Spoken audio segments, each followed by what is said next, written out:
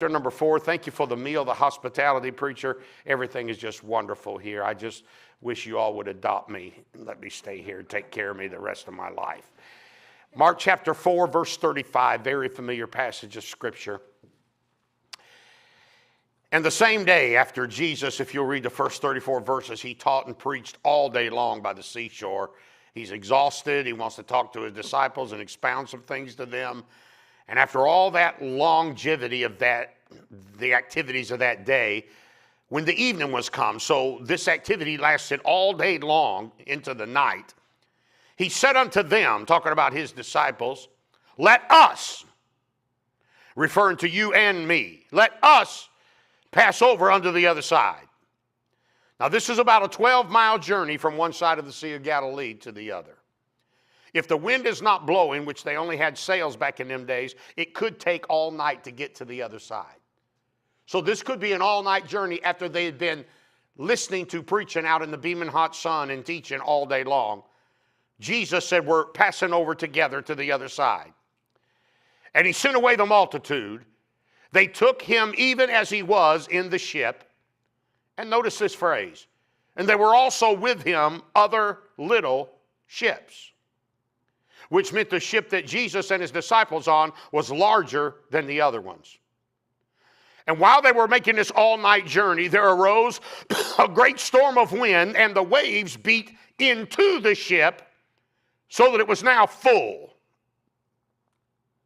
And he, referring to Jesus, was in the hinder part of the ship, and because of the exhaustion of the day, he was asleep on a pillow.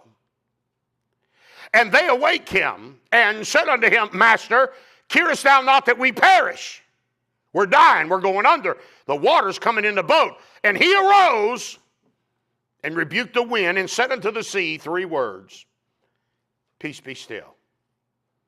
And the wind ceased, which was what caused the problem, and there was a great calm. Notice that word, a great calm.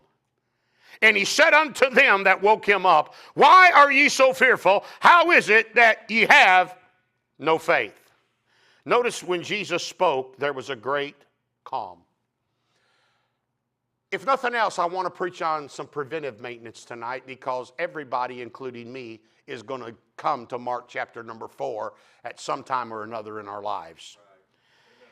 I want to talk about staying calm when your life is out of control. Staying calm when your life is out of control. Now, you may not need this tonight, but trust me, somewhere between here and heaven you will. The Bible is very clear in verse 37 that it was a storm of wind. Now, let me tell you why this is important to the story. If you would look at the Sea of Galilee, they are surrounded by mountains on all sides. So if you knew a storm was coming, you can prepare for it. You can be ready for it. You expect it to come. But the storm of wind, what would happen is the wind would circle around those mountains and create a big vat over the Sea of Galilee. And from out of nowhere, it would rush down into the water, and it would make the waves stand up literally like a wall of water going across the Sea of Galilee. See, it's one thing to know you're about to go through a situation so you can prepare for it. But I want to talk about staying calm when things blindside you that you did not expect to come into your life. Storms of the winds are the most dangerous. They last the longest. And more people perish in storms because of wind than anything else out on the sea of life. Daily, including today, my phone is consumed with people facing storms and issues that they never dreamed they would face in their lifetime. I'll never forget, I was with Dr. Crumpton many years ago. Dr. Crumpton's been in heaven a long time now, and we were preaching together one night, and Dr. Crumpton preached on the subject, heartaches on the road to heaven. And he was talking about how the holier you want to be, the harder it becomes. He was referring to a missionary family that he had known. When I think I have problems, I think of this story quite often. He'd come home from the mission field, and God had begun to direct this man and his family to maybe go in another avenue. So when they came home from what they call a furlough, they had rented a house, and the family was going to stay there for a year and pray and see what God had in store for them. He had 2 twin boys that were 5 years old and had a little girl that was 2. And he got up that morning and he had devotions with his wife, and they were sitting there after reading the Bible, and they were drinking coffee.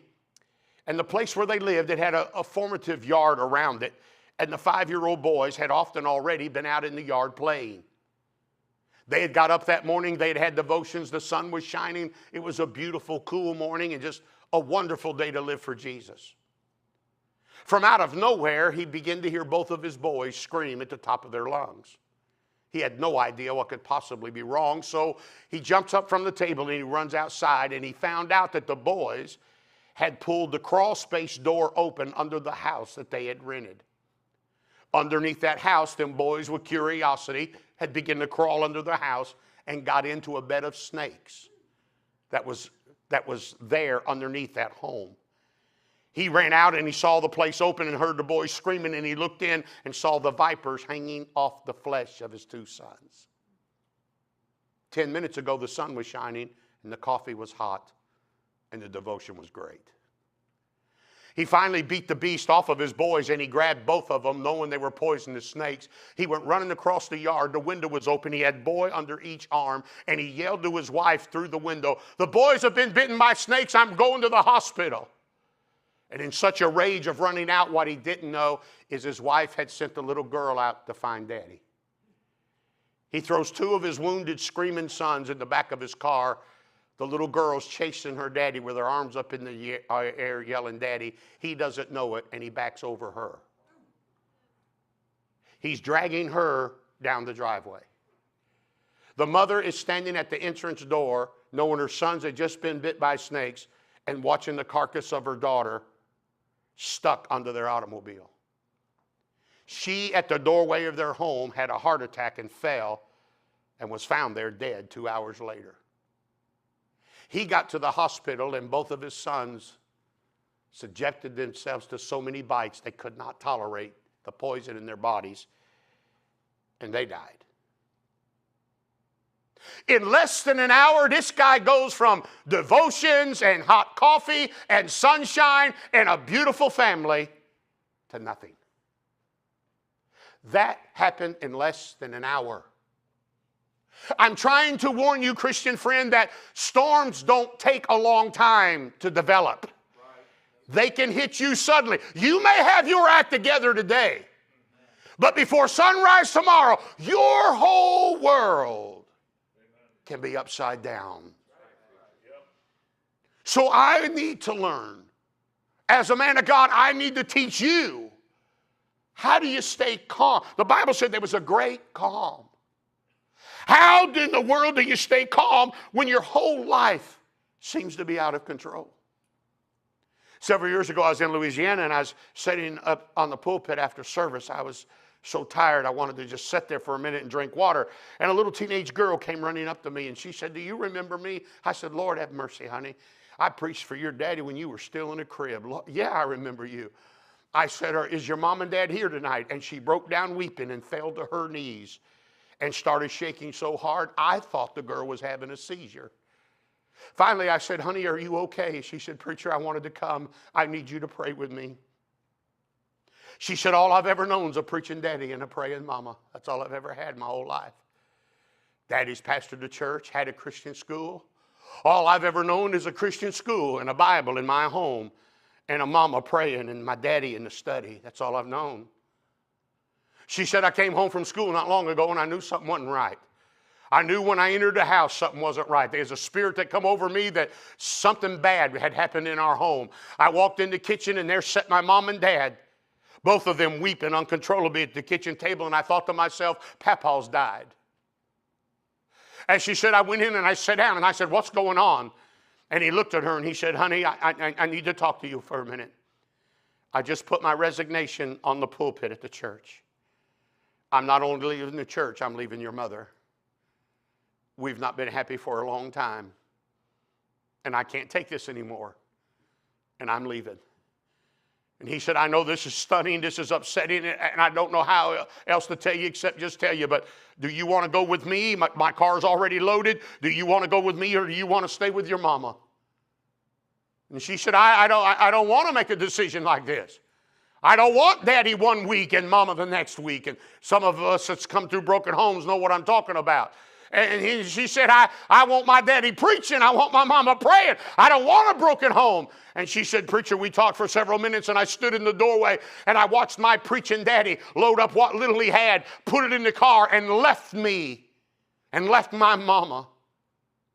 And my daddy's gone, and my mama's bitter, and the church is blown all to pieces, and my daddy's out of church.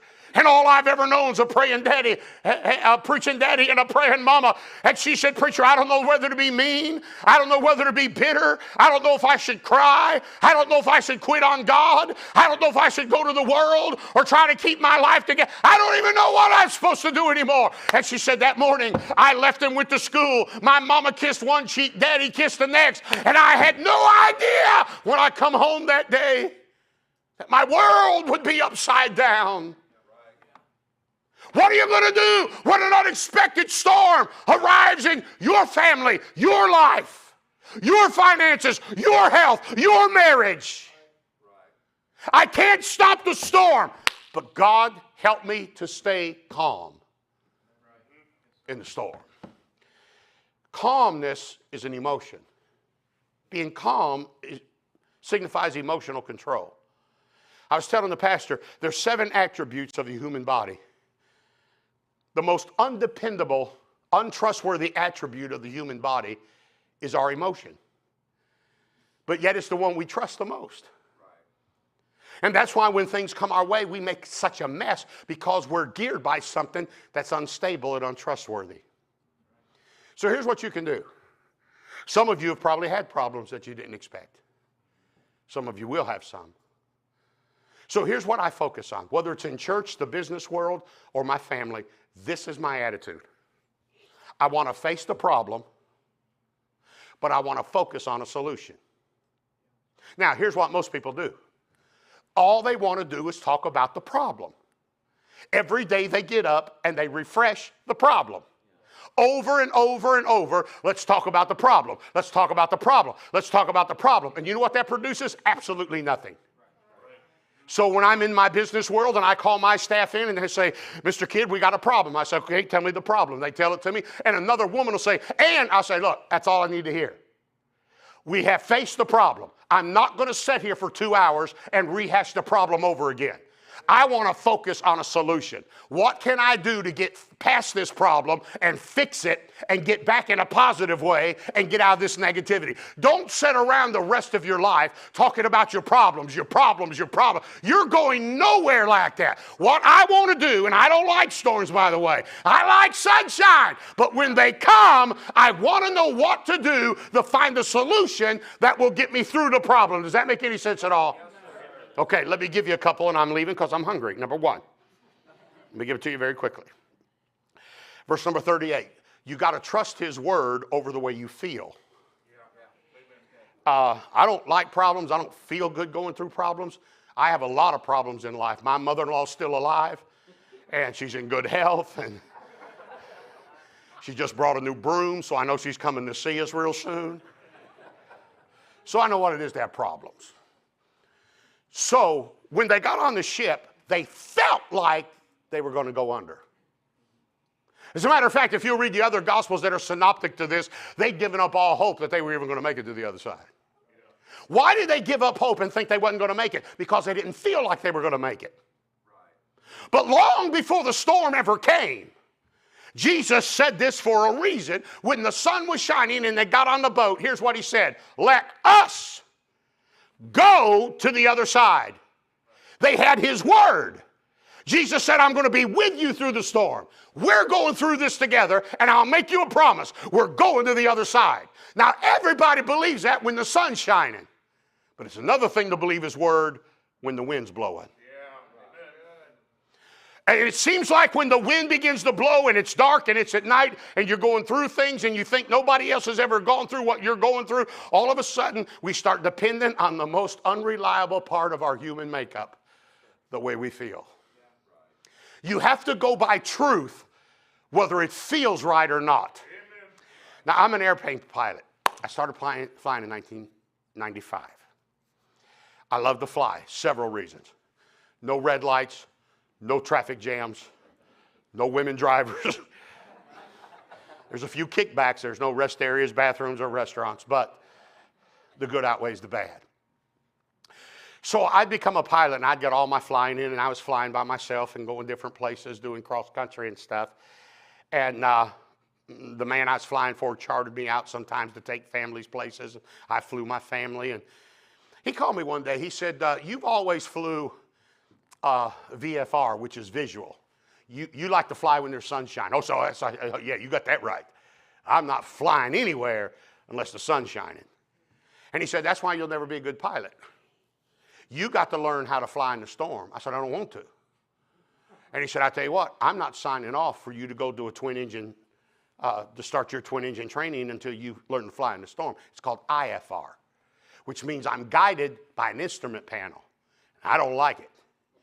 So he calls me one day. He said, I want you to fly. I said, I don't feel like flying today. I said, there's black clouds, 400 feet up in the air, lightning's flashing everywhere, the wind's 30 miles an hour. I don't want to fly today. He said, I'll meet you at the airport in an hour.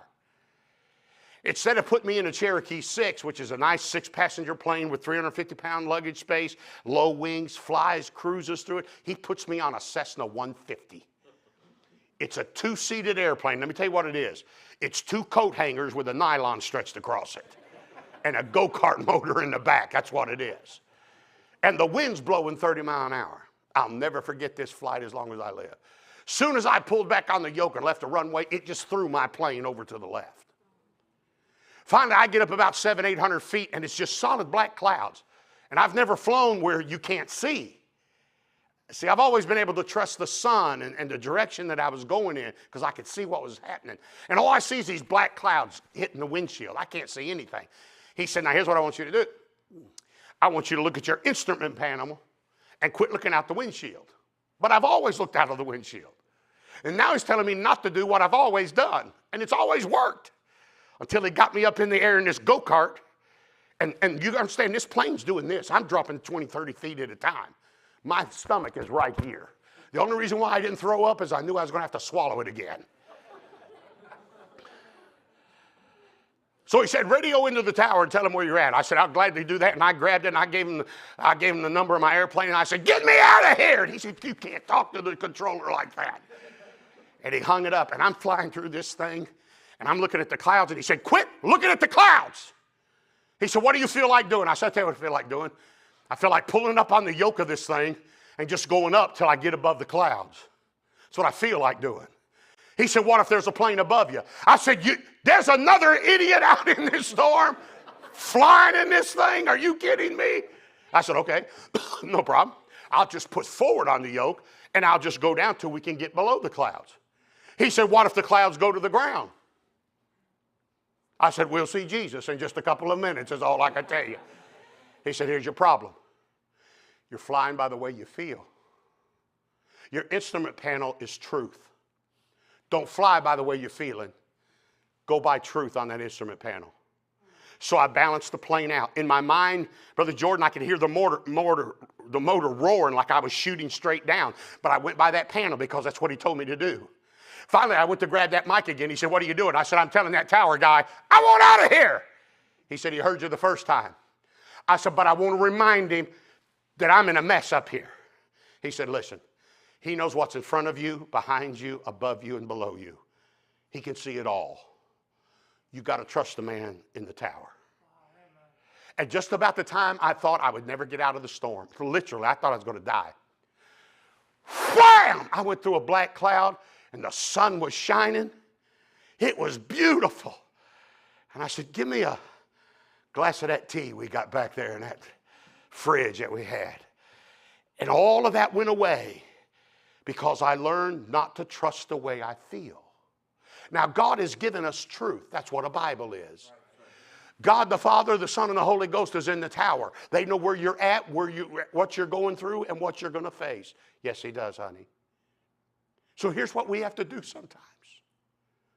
Quit looking at your storm and just start flying by truth. You know why some of you can't get out of it? Because you think if you look at it long enough, it's going to go away. It's not going to go away. It's going to get worse. But there's somebody in control that'll lead you above what you're going through. He don't only always deliver you from a storm, he can deliver you through the storm. So what you have to do is take truth over the way you feel. I must close. And I have real trouble with this one. Take your hands off the situation. I'm a hands-on guy. If something's broke, I want to fix it. If you can't fix it, I can. I want to make it work one way or the other. So I got a question. They're in the middle of a storm. Jesus is asleep. The Bible says they go downstairs and they wake Jesus up because he's asleep on a pillow. Now, I got a question. If the disciples went downstairs to wake Jesus up, who's driving the boat? You know what Jesus was waiting for? Them to let go. See, there can only be one person in charge of what you're going through. You can be in charge, or you can let him be in charge. And you can tell Jesus you want him to come and help you all you want. He's not going to do anything for you until you let go of the situation. And when you let go of the situation, that releases all the bitterness, all the unforgiveness, all the emotional stuff that's uncommon and untrustworthy. All of that gets released. It's not just letting go of the handle. It's letting go of all the emotional drama that goes with it. And finally, you stand up, and once you let go, it really doesn't matter if the sun shines again or not. You are so free and delivered from the stupid stuff that had you hanging on that you didn't want to let go of. And when you let go, the only thing that'll go through your mind is, why in the name of heaven didn't I let go of this a long time ago? Some of you have carried a bunch of junk long enough. Why don't you let go and let God take control of it? I got to hurry and close. Number 3, tell Jesus how you feel. Don't be afraid to tell Jesus how you feel. They went running downstairs. Now listen, Brother Jordan, they could have said, Lord, would you wake up? We're in a storm. But they decided to tell Jesus the way they felt about it. Jesus didn't ask them, hey, how you fellas feel about what you're going through? But on their own, here's what they said. You don't even care that we're about to go under. They indicted Jesus with not even caring about them. Notice the Lord at that point doesn't stand up and say, look, you all shut up. Here I am taking a nap. You wake me up. I'm wore out. I've been preaching all day in the sun. I'm trying to get a nap, and y'all worried about going under. I told you we were going to the other side. So if the boat goes under, don't worry. I'll turn it into a submarine. We're all going to make it to the other side. But there's something positive here, and that is it's okay to be honest with God. You know why prayer is important? Because God is somebody, he's the mighty counselor, right? Yeah. He's the one you can talk to that not only understands you, he'll never tell anybody what you said. Yeah. Man, don't be telling people the way you feel. It'll be on Twitter and Twatter and text and Facebook before you ever get in your automobile. But you can talk to God about stuff, and he never shares it with anybody else. I became a counselor many years ago, and I retired because I got depressed. But one thing I learned in counseling is sometimes it's not always having an answer. It's just willing to listen. Yeah. I've had people call me and pay me to counsel them, and I didn't say anything. And when they get done, you know what they'd say to me? Great day you helped me, man. I feel so much better. I didn't say a word to them. But just the fact that they could relate the way they felt gave them relief. It's okay to tell Jesus that you're upset. It's okay to tell him you're mad. It's okay to tell him that somebody hurt you. And in doing so, that helps you to release it, to let it go, so that the sun can shine in your life again. I got to hurry and close. You need to thank him for what he's done in verse 41. Gratitude is so important in our lives. But this is what I want to talk about in closing. The Bible said they were little ships. Great day, I'm out of time. The Bible said there's little ships. Can you kind of explain to me what does that mean? They were also little ships? It tells me two things. Number one, Jesus was on a bigger ship than the other ones that were following them. So why did little ships follow big ships in a storm? This is what I'm closing with. The big ship, or the frontal ship, was called a wedge. And on the front of the large ship, it was built like a wedge, and that's why they called it that. And the little ships would go under in the storm. They were not big enough to handle the storm on their own. The waves would take them under. But the frontal ship, the wedge ship, when the storm would come, preacher, instead of the ship trying to run from the storm, the wedge ship would turn and go toward the storm. It seems kind of uneducated to want to go into a storm. But here's what would happen. The wedge ship would hit those waves first and split them.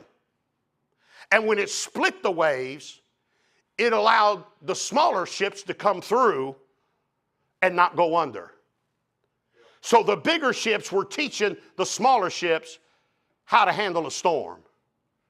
The bigger ship was saying to the younger ones, the next generation coming on, you don't have to run from everything. You don't have to be afraid of everything. You trust God's word. You let go of the situation. You hit that storm head on. Let them know God's with you, and God's going to get you through this. And the little ships are watching us. And this is why the next generation is so psychotic and crazy and unstable, because they've watched adults be so inconsistent when things went wrong in their life. And instead of paving a way for them so they could get through it and say, hey, my daddy got through the storm. My papa got through the storm. My preacher got through the storm. All they know to do is complain and go under in defeat and bitterness and discouragement, because the generation before them never led the way and taught them how to respond in a storm. Does that make sense?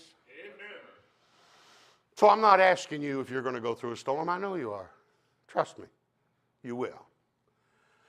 I want you to remember these verses and these words that will help you to stay calm in the storm. Let's stand with our heads bowed. Thank you for your time tonight. Life. The older you get, the more complicated life becomes.